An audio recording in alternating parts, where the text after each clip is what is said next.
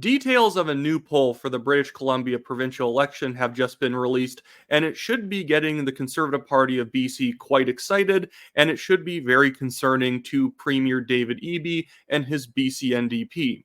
Whenever we look at polls, we always have to take into account who is the pollster. And in this case, although the NDP is still leading by 3 points, with the NDP here at 42%, the Conservatives at 39%, BC United at a dismal 10%, and the Greens at 8%. This poll was conducted by Leger, and Leger has always historically had a little bit more of a left bias to its results.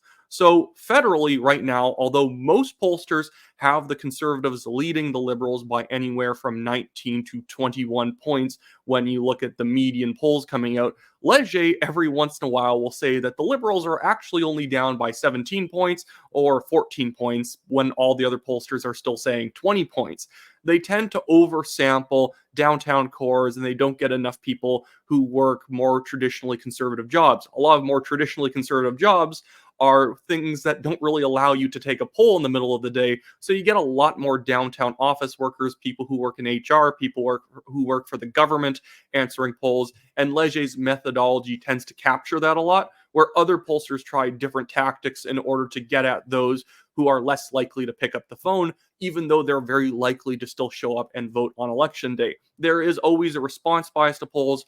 Polls are never perfect, and I can tell you, it's not that Leger's trying to be biased, it's just the way that they do polling tends to have these results. Every pollster has a little bit of a bias this way or that way. But this poll is still excellent for the Conservatives, because of Leger saying they're only down 3, they're probably tied, or maybe they're leading by 1 or 2 when it comes to turnout. Because Leger had released some numbers ahead of the poll coming out probably about 5 or 6 days ago, asking people, what are your emotions going into this provincial election?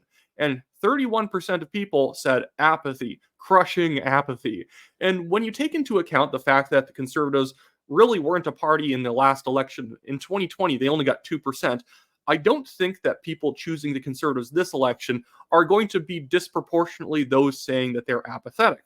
In fact, even if you assume all BCU voters are apathetic, and even if all Green Party voters are also apathetic, I guarantee a good third to maybe even half of the NDP's support base is apathetic. So I think the Conservatives actually are going to have a really good turnout effort in this election. There's just going to be a lot more people going out for a change vote rather than for a defensive vote on behalf of the NDP. But I want to get into the more detailed statistics here to kind of prove my case of why this poll is so good for the Conservatives. But before I get into that, I'm going to say if you live in British Columbia, the BC NDP has a massive money advantage over the Conservatives, not because they're better at fundraising, but because of stupid provincial fundraising rules that give 33% of the party spending in the last election back to them in a big check from taxpayers. And then they also get $1.50, I think a little bit more than that, it might be like $1.56 per vote that they got every single year. So if the NDP had like 1 million votes, well, they got $1.5 million given to them from the taxpayer every single year. And you only got that 33% money back if you happen to have gotten, I believe, more than 10% in a riding. You got 33% of the money you spent in that riding back. Well, the BC Conservatives only had 2%, which means that they basically got no money back, and the money they get per vote is dismally low. I think that nobody should be getting money directly from taxpayers, but the BC NDP has set it up this way while also raging against corporate donors, even though they're forcing taxpayers to become their own corporate donors. So if you live in BC, donate $100 to the Abbotsford South EDA in the description below. We are collecting in money and distributing it out to the ridings that need it so that we can win this election. Everyone in BC should give $100. You get a 75% tax credit, so it only costs you $25 to donate $100. That's my pitch. Please go click on that if you haven't given anything yet, because if you don't donate, we can't win. Anyways, moving on to the polling. And so I want to start off with the approval ratings of the leaders, because I think this is going to be very much a referendum-style election. It's either whether or not you like David Eby and the BC NDP's performance, or you don't. That's why BCU and the Greens have become very irrelevant. Greens might grab 1 or 2 seats. but mostly they're going to be a non-factor. BCU is definitely a non-factor. If anything, it's just holding federal Liberal votes back from the BC NDP. But right now, David Eby has an approval rating of 44%. He is being able to just benefit from the fact that he's the premier. Not a lot of people know that much about him, so they're willing to think nice things. But he's dropped below 50%, which John Horgan could always easily clench back the day. John Horgan, I believe, at one point had like a 65, 70% approval rating. Now we have David Eby with only a 44% approval rating. And John Rustad is at 35%, which is not bad considering the fact that a lot of left-wing media has been attacking him left and right, and still not that many people know who he is. And as the poll mentions, he has gone from just 27% approval back in March up to 35%. So that is a great improvement, a 8% jump. And this is the approval ratings over time. So back in January of 2023, David Eby is sitting at a 49% approval rating, which is a little bit due to the fact that he just inherited becoming premier. He never actually ran in a legitimate race. The BC NDP bullied every single other person who tried to run in the BC NDP leadership race out of it because they knew David Eby is a very weak politician. He's he's not a very charismatic person, so he can't stand up to a well organized opponent. So they made sure that he just got acclaimed as the leader and the premier. So he's our accidental protester premier. And he started at 49% and slumped down to 44%. He didn't have that much star power to begin with, but now that the gap is only 9% between him and John Rustad, he should be really worried about what people think about him in the next couple of months. Because if any bad news comes out, and there's tons of it, the Mission ER just closed for the third time in 2.5 weeks. A lot of people are going to start turning their attention and fire onto David Eby as the culprit behind all the issues. But now I want to jump over to some more specific party polling and then regional polling. So this is the current polling about who's voting for what party in terms of the federal voting intentions. Right now, 88% of federal NDP voters are voting for the BC NDP, which makes sense. 13% of federal conservatives, which seems a little bit odd, but I think it's mostly just from the fact a lot of people don't realize the BC conservatives are a real force. A lot of people still think this provincial election is between the NDP and the BC Liberals, who changed their names to BC United. And so I think that 13% is still going to bleed over to the conservatives eventually. Then 23% of federal Liberals are voting NDP and 10% of Greens. But let's jump down to the conservatives. 6% of federal NDPers are voting conservative. I don't think that's a mistake. That's not just people being confused. If you're picking conservative on these polls, it's probably because you actually want to vote for them. And David Eby is too radical for even a lot of Jagmeet supporters, especially in the South Asian community. The conservatives are grabbing up 77% of federal conservative voters, 9% of federal Liberals, and 1% of Greens. And so this is where this poll, showing the conservatives only down 3%, has a lot of room to still grow, because the NDP, with this 42% rating, 13% of that is federal conservatives, or at least a sizable amount, or 13% of current federal conservatives are saying they're voting BC NDP. I don't think that's actually going to hold up as people get more serious about who they're going to choose as the race grinds on. Because why would you want Poilievre to get rid of the federal carbon tax, but be okay with David Eby keeping the provincial carbon tax, which you don't even get a basic rebate for? It's a tax that just goes into general revenues, and they just blow it on nothing but like safe supply drugs and woke nonsense. So I think that 13% isn't going to hold up. So you'll probably see the NDP's voter base shrink unless they gain voters from somewhere else, probably to around 40 to 39%. And the Conservatives are probably going to at least absorb 2/3 of that. Maybe some go to BCU because I don't know, they just don't like John Rustad. He's a perfectly fine guy. I don't really know why anyone would dislike John Rustad. And compared to David Eby comes off like a juvenile student union president, somebody who seems more comfortable at a Columbia University occupation than at a business meeting. And John Rustad seems like a real adult, which is probably the best way of marketing it. John Rustad looks like he is David Eby's dad, here to take the premier's office back from him because he's been a naughty boy. But I'm going to move on from there. But so right now, the BC NDP is having to rely on a very strange base that is probably more reflective of a lot of people just clicking buttons on the phone and saying, yeah, I'm voting BC NDP this time. It's not because they like the NDP. It's just because they are still in the mindset of it's Wilkinson versus Horgan. And John Horgan was a very blue-collar NDP leader, a blue NDPer, you could say. And so he was going to suck up a lot of people who work in trades, people who are small business owners, whatnot, simply because they didn't like the more corporate left style of the BC Liberals, because the BC Liberals used to be a big tent party with a lot of center-right people in it. And under Christy Clark and then Wilkinson and now Falcon, it's just become a full-on normal center-left federal liberal style party.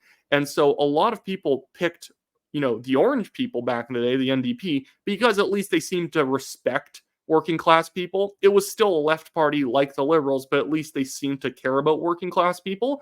David Eby is very much not that person. He is a pure downtown Victoria, Vancouver activist, and I think that's going to get him hurt with a lot of these blue voters they still have a very, very slight hold on. Those people are probably going to leave once they realize the dynamics of the race are not what they were back in 2020. Anyways, now here is age demographics. The BC NDP is also having to rely on a lot more older voters who, although are very likely to vote, have shrunk in their percentage of the voter base. These people are also those who probably are not on social media as much. Generally, people who are following political news on places like X and Facebook are going to be in that 40 to probably 55 demographic, maybe 30 to 55. It's kind of that specific demographic who really follows the news. A lot of people who are 65 and over or 55 and over are going to be still watching a lot of mainstream news. And so when the race heats up, I think that's going to snap people out of normal voting intentions, because the mainstream media kind of holds up the BC United as if it's a legitimate force at this point, because they are simply the opposition in the current legislature. They have the second most seats, so the media covers every press conference they do. They make Falcon seem like a bigger figure than he really is. And when the race heats up and people start seeing polls come up on screen all the time, they're going to be like, oh, well, I don't like Eby, so I guess I'm going to go vote Conservative because I didn't realize that the Conservatives were a real option this time and not just a party that was like keeping the name alive, which was what was going on before a year and a half ago. Some people just kept the BC Conservative name registered. There was a couple EDAs, they ran a few candidates, but it wasn't a real party before a year and a half ago when John Rusted became the leader. So, yes, demographics, the Conservatives are mostly doing well with middle-aged voters and young voters. And I believe, like this poll is showing, they have been improving quite a bit when it comes to older voters as well. I think that is going to be a trend that's going to continue. And that's the problem for the NDP. Right now, they are not doing that well compared to the Conservatives with younger and middle-aged voters. And I think the trend in terms of vote shifting towards the Conservatives is also going to continue. NDP's mostly been in a holding pattern, but I think it's because they haven't gotten enough attention yet. That's kind of the funny thing. Eby doesn't have good name recognition, which in a certain sense has been good for him, because the more people know about the guy, the more they just don't really like him. It's not that they hate him. He just doesn't seem like a competent manager of a province. He comes off very much like, again, a student union president, a president of a university, not somebody that you want in charge of resource development in British Columbia, or especially drug policy, considering that he is just far too left-wing in order to see the issue with fresh eyes, clear eyes. So now here is the regional polling that I think is also showing the Conservatives poised to win, because the stronghold area for the NDP is Vancouver Island. Vancouver Island does not nearly have as many seats as the rest of BC, where the Conservatives have their stronghold. And then they both kind of meet in the middle for a tough fight in Metro Vancouver. So this is already a big advantage for the Conservatives. The place that they do the best in is almost completely locked out for the BC NDP. The BC NDP would have to gain like 5 points in rural BC in order to beat the Conservatives or to make it competitive and rip away a lot of Conservative seats. The BC Conservatives only have to do a little bit better on Vancouver Island, and they can win a lot of seats in North Vancouver, if not outside of Victoria. They're very competitive.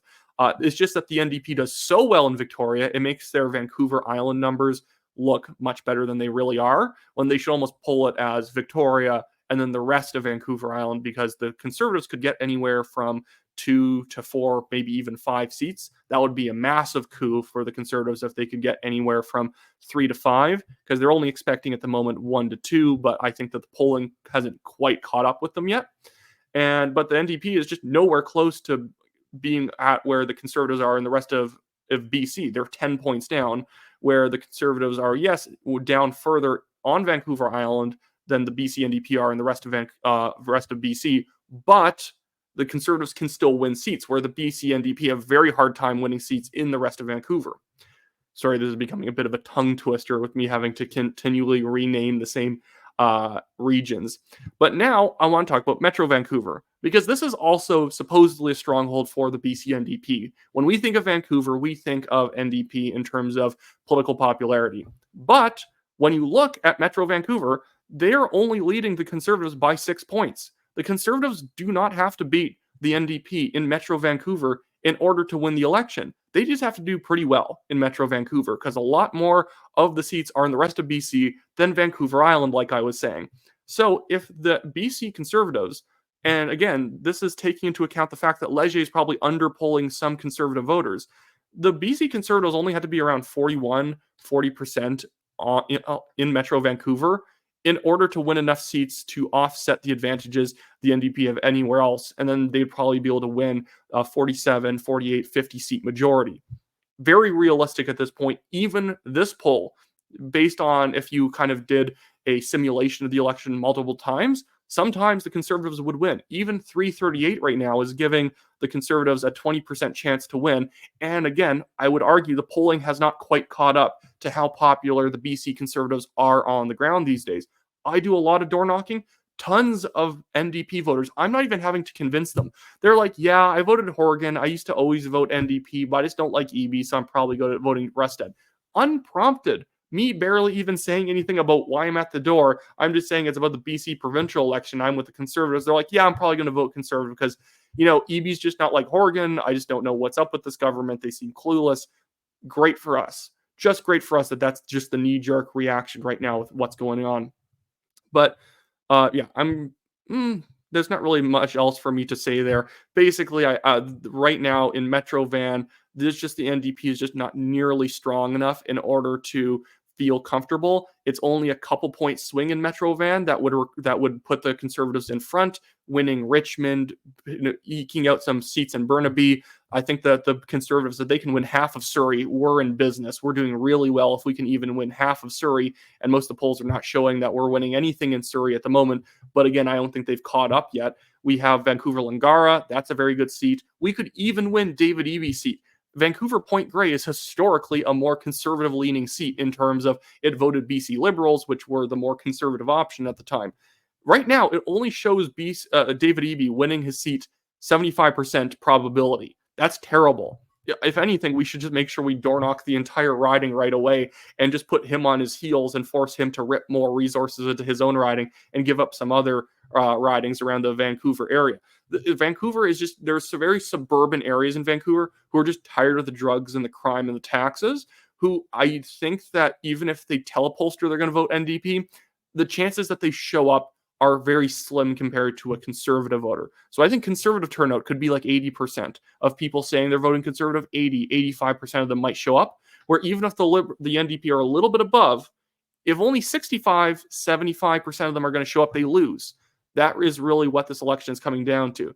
It's a referendum. It's a yes or no vote. It's either yes, keep David Eby, or get rid of him. And I think on that question, which is the question that is going to be posed to voters, the BC Conservatives will win that. Is there anything else for me to check here? Well, here you can just see what the current polling is looking like here. A lot has changed. The BC NDP has mostly been in a holding pattern because most of the movement has been on the Conservative United side of the board. But now that it is becoming this two-horse race, I think a lot more NDP voters who are just parking their vote with them because they're probably going to win anyways, now they get to reconsider. And I think it's the reconsideration where the NDP is going to have a hard time arguing why you should be sticking with them. You can't really tell voters, stick with us and the current situation is just going to continue. it's a change election. Like, that's all I can kind of say, not to repeat myself too much here, but it's genuinely just a change election. It's not an election where people are going to be like more safe supply, oh, more rent control, more this or that. We need more taxes. It's just not an election where anyone's going to run out the door excited to keep David Eby in office. If David Eby was opposing a Christy Clark government, let's say Christy Clark was somehow still the premier, somehow, or Wilkinson had pulled off an upset in 2020, Eby, with these stupid policies he's running on, maybe could win just because his ideas seem very revolutionary and visionary. They're stupid ideas, but they're big ideas. The problem is you can't run on having big ideas when people have seen what the big ideas will do to the province. They've done horrible things. So you can't run on having a vision when the vision has been tried and it's horrible. But yeah. Anyways, that should be it for me today, guys. I don't want to ramble on too much about these polls, but it's looking very good for the Conservatives. I bet once a new Main Street poll is out, the Conservatives are going to be up in those ones. Name recognition, brand recognition is the main goal for the Conservatives at this point. We have a money disadvantage, but if we hit every door, if we start using our money in smart ways, not that we're not already, we are.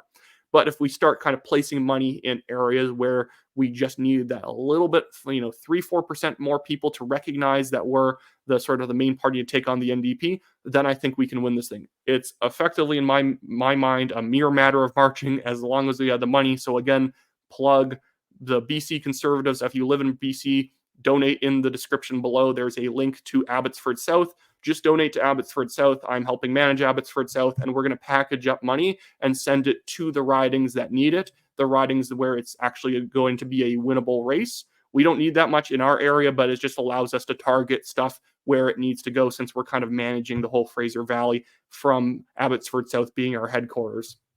So that should be it for me today, guys. If you don't live in BC, you can always donate to my personal legal fund, the Give, Send, Go link in the description below. Always, make sure to like, share, subscribe, all that stuff, and give me any other BC related events or news that you guys want me to cover in the description below or the comment section.